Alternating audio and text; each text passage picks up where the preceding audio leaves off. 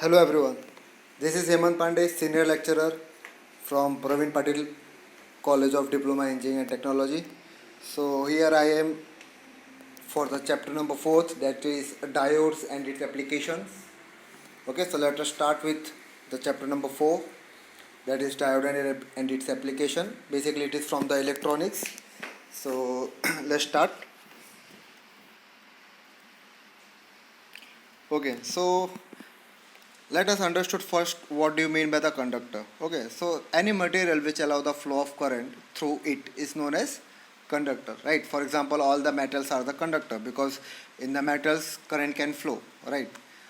Similarly, on the contrary, on the other hand, the material which does not allow the flow of current through it is known as non-conductor or insulator, right? Like if you will see the example, the paper, wood, plastic, rubber, all these are nothing but insulator, or we can say that non-conductor. So conductor and non-conductor basically the opposite of one another. But there is one more material which exists and which have the property of both, that is conductor and non-conductor, right? Means it property lies between these two. Okay, so such a material is known as semiconductor. Okay, semi means half, right? So half of that conductor, that is between conductor and non-conductor, hence it is known as semiconductor. So the example of the semiconductor is silicon and germanium. Okay, are the purest. So let us start. What are the types of semiconductor? They are basically of the two types. One is the intrinsic semiconductor. Okay, now what do you mean by intrinsic? Intrinsic means pure. Okay, the semiconductor which are in the purest form. For example, the semiconductor, for examples are the silicon and germanium, right? And silicon and germanium are the purest form. Why they are in the purest form? Because they are available naturally. Okay, so all the naturally available semiconductor, we can say that are intrinsic semiconductor, right? So similarly, intrinsic, there is a one more semiconductor which is known as extrinsic. Okay, so basically the two broadly classified semiconductor are intrinsic and extrinsic. So intrinsic means the pure semiconductor. So what do you mean by extrinsic? Of course, the opposite of that. That is impure semiconductor, right? And how we will get impure semiconductor? When we will add certain impurity to the pure semiconductor, okay, then the resultant semiconductor will be a extrinsic semiconductor. For example, if you have a pure semiconductor and you will add some impurities to that semiconductor, like pure semiconductor silicon or germanium, right? So when you will add some impurity to that silicon or germanium, the resultant semiconductor will be nothing but extrinsic semiconductor. Okay, now extrinsic semiconductor are classified into two types, that is p type and n type. So these two are very important, p type and n type, because almost all the almost all the diodes, transistors are made up of these two types of semiconductor. Okay, so this is the nothing but extrinsic semiconductor, and the process of adding the impurity to semiconductor is known as doping. Okay, so when we will do the doping on the intrinsic semiconductor, we will get the extrinsic semiconductor. Okay, so the doping is the process of adding impurity. So these are the two types, intrinsic semiconductor and extrinsic semiconductor of they are the types of semiconductor. And again, extrinsic semiconductor are classified into two, that is p type and n type. And let us see what do you mean by p type and n type. So here is the p type semiconductor. Okay, now we know that silicon and germanium are the pure semiconductor. Okay, and when the impurity is added to it, it becomes a extrinsic semiconductor, that is p type or n type semiconductor. Okay, now let us see one by one. When a trivalent impurity like aluminum or gallium is added to the pure semiconductor, then p type semiconductor is formed. Let us see how. Okay, now what do you mean by trivalent? Valent means valency. Okay, and tri means three. So the atoms which have the three electrons in the outermost shell, okay, that is the valency should have three. Okay, it's like aluminum or gallium. Okay, when such impurity is added to a pure semiconductor, the resultant semiconductor is nothing but p type semiconductor. Let us see how. You can see here semiconductor has 4 electrons in the outer shell. Okay, When the aluminum atom is added to the pure semiconductor, that is silicon, here we are taking the example of silicon, we can also take the example of germanium, because both of these have 4 electrons in their outermost shell. So whenever aluminum is added to the silicon, what happens? The electrons, the 3 electrons of the aluminum makes the covalent bond with the silicon, but the fourth electrons does not have the pair to complete the covalent bond. Why? Because aluminum has only 3 electrons and silicon have a 4 electrons. So one electron is left, and because of that the covalent bond becomes incomplete, right? And hence there is an empty space. There is a vacancy is created there. Okay, and that vacancy is nothing but hole. We referred it as a hole, right?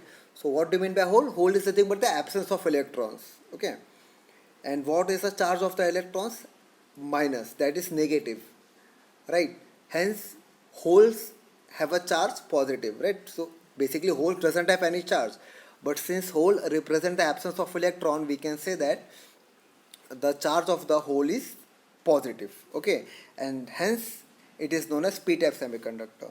So what does it mean? It means that if I added the 2 aluminum atom, we will get the 2 holes. 3 aluminum atom, 3 holes. That is, when we will increase the number of the impurity, we will get the corresponding increment in the holes also, right? So this is how p-type semiconductor is created. It's formed. Okay, so whenever trivalent impurity is added to the silicon or germanium, we get the p-type semiconductor. So I hope it is clear. Let us see n-type semiconductor. Exactly same. The little difference is that in p-type semiconductor we added the impurity which have a 3 electrons in the outermost shell. Okay, and what we will do in the n-type? The electron which have the atom which have the 5 electron in the outermost shell, we will add that atom to the silicon or germanium. Okay, so the example are arsenic, phosphorus. Okay, because all these atoms have the 5 electrons in the outermost shell. So what will happen when we will add phosphorus or arsenic in the silicon? Let us see. Suppose I added phosphorus. Okay, phosphorus atom in the pure semiconductor, that is silicon. Phosphorus have a 5 electron in the outermost shell. So what happen? They will form the covalent bond with the corresponding silicon atom.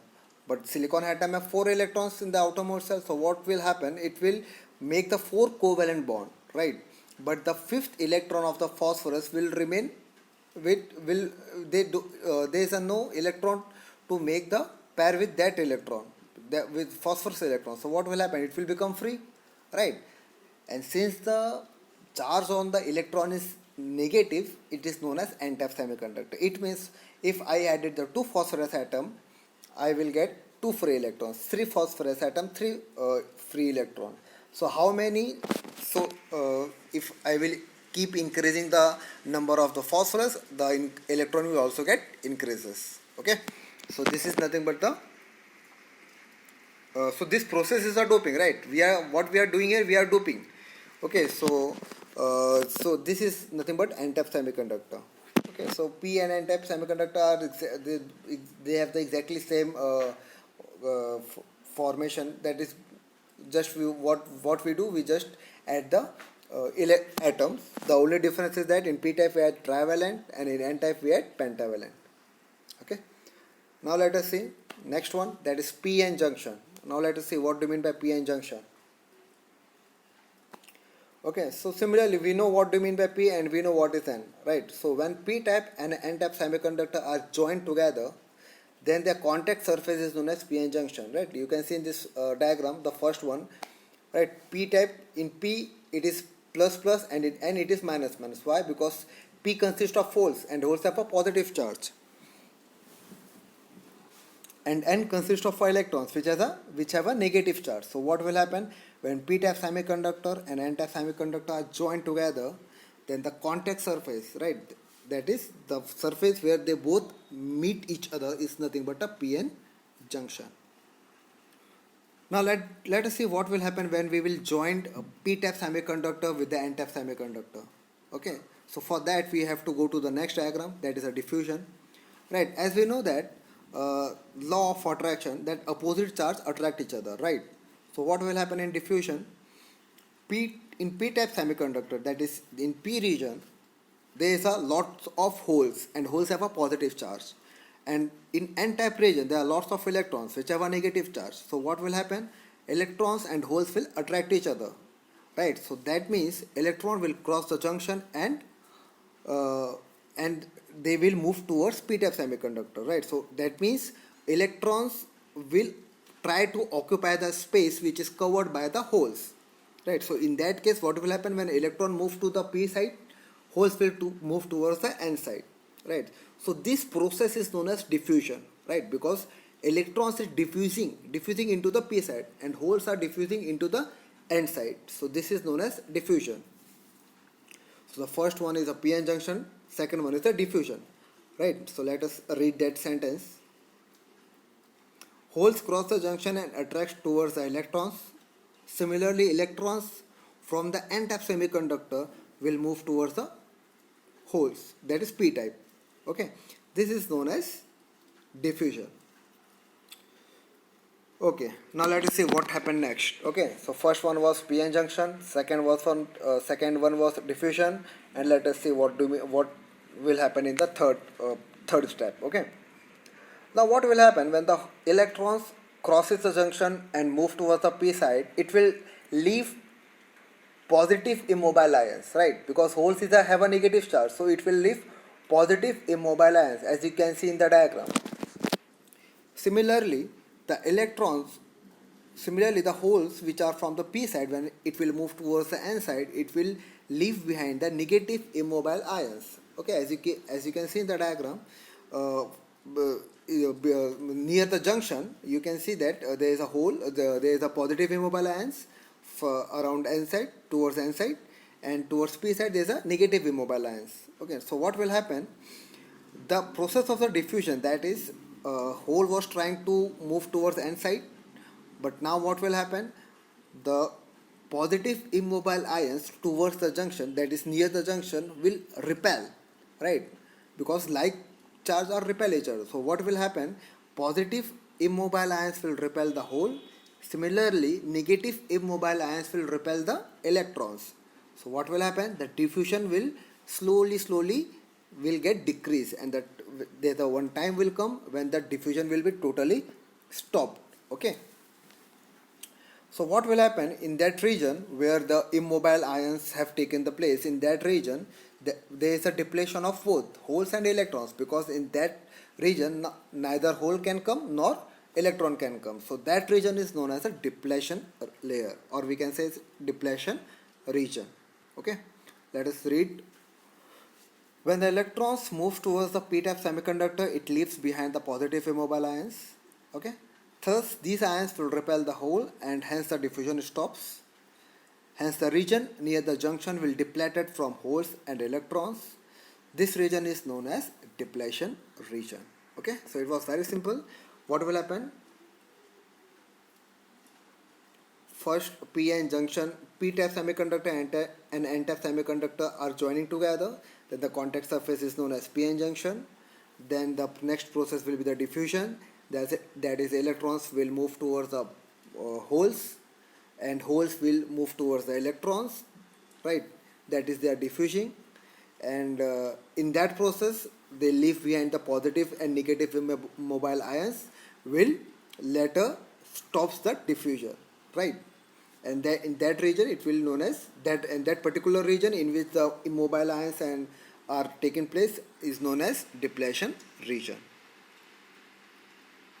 Okay, so this is a symbol of p-n junction diode. Yet you can see there is a one electrode connected to a silicon, p-type silicon, that is anode, and one is connected to a n-type, that is cathode. So you can see the symbol also, right? So this is a symbol of the p-n junction diode. Okay, next one is a potential barrier. Okay, now what do you mean by potential barrier? That immobile ions, okay, which stops the diffusion, which doesn't allow the electron to cross the junction, right? So that barrier is nothing but a potential barrier, okay, because they are not allowing electrons to move towards the p-type semiconductor, right? So they are acting as a barrier, so that is why they are known as a potential barrier. So due to the presence of immobile ions near the junction, an electric field is created across the junction, right? Because they create an electric field because they are nothing but ions, okay, and this electric field is called as a potential barrier or cut-in voltage or junction voltage. So this is all for this video lecture. Let's stop here. Thank you.